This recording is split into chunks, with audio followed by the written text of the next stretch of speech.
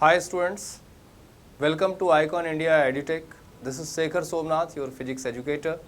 So, at present, one directional motion or rectilinear motion is going on, and here is a recap of what we have learned in one directional motion up to this. In one directional motion, particle is bound or constrained to move along a straight line. Why particle is constrained or why particle is bound to move along a straight line? This question is not to be answered right here. We shall take up this particular question as we shall go into dynamics. This is kinematics, and here we shall simply describe motion of the particle.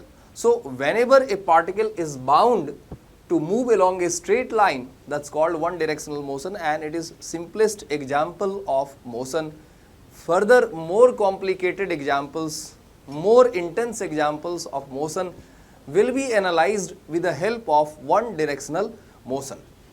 Here, line of motion itself is selected as one of the axes. The most favorable choice will be that complete motion of the particle is confined along one of the axes of rectangular coordinate system. So, line of motion itself is taken as x-axis. We select a positive direction of x-axis. We select a certain point on line of motion or x-axis as origin, and x coordinate of particle, whether line of motion is called as x-axis, y-axis or z-axis, it depends on our choice, such as here randomly I said that line of motion will be called as x-axis, and x coordinate of particle will be reflecting the position of the particle. Particle is always located only on x-axis. Y position of particle as well as z position of particle will always be 0. In fact, there will be no involvement of y-axis or of z-axis so far as description of this kind of motion is concerned. So, we are having a recap of one directional motion. Already these things we have learned right here. Main points again we are repeating, and after going through all these points, after going through brush up, we shall have a concept application, you can say session, like we shall select some numericals and we shall deal with them so that you can become more skilled in applying concepts in relevant numericals. I have exhibited here a line of motion. A particle P is moving along this line of motion. Line of motion is selected as x-axis. Particle is located right here. Particle is located here at this particular time t. Origin was selected right here. In fact, I had instructed you regarding selection of origin also.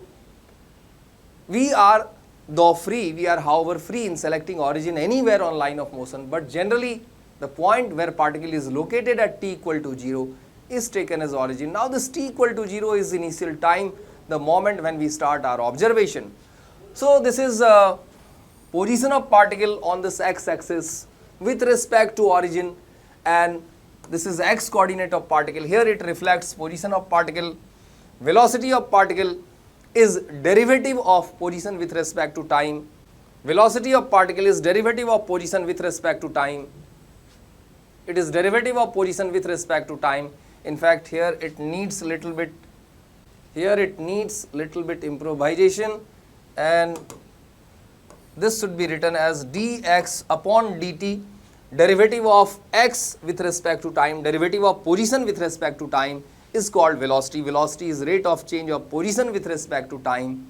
Here we are not using vector notation, and in fact one particular slide is dedicated for this particular point also. So, velocity is equal to derivative of x with respect to time dx upon dt, and acceleration of particle is dv upon dt. These three things, these kinematical quantities are consistently related to each other. There is a very nice rhythm. First of all, we talk about position. Rate of change of position is called velocity, and then rate of change of velocity is called acceleration. So, acceleration is equal to dv upon dt.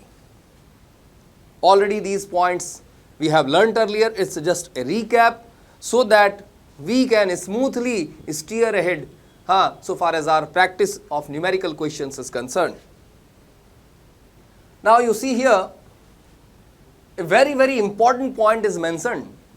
In one directional case, there are only two possible directions. Particle is bound to move along a straight line. Either particle will be moving towards right or particle will be moving towards left. So there are only two possible directions. One direction might be called as positive, the other one will be called as negative. So right here, no need to consider vector notation. We can treat these kinematical quantities scalarly, yeah, but we will have to be careful regarding positive and negative sign. In this particular discussion, in this particular analysis, positive and negative sign will reflect concerned direction of such kinematical quantities or kinematical variables. If velocity is plus 4 meter per second, particle is moving with a speed of 4 meter per second towards positive direction of x-axis.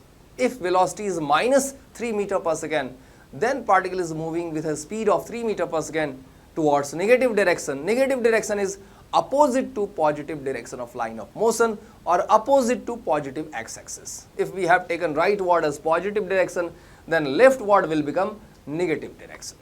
So why in one directional case we don't use vector notation, and what is significance of positive and negative sign in one directional case? That point has been taken up right here. That point has been mentioned on this particular slide, and I hope you are understanding this point with 100% clarity. Moving to next slide, dear students. Now in one directional motion, one more term is very prominent and frequently comes before us while dealing with different examples, dealing with different numericals. That is called deceleration.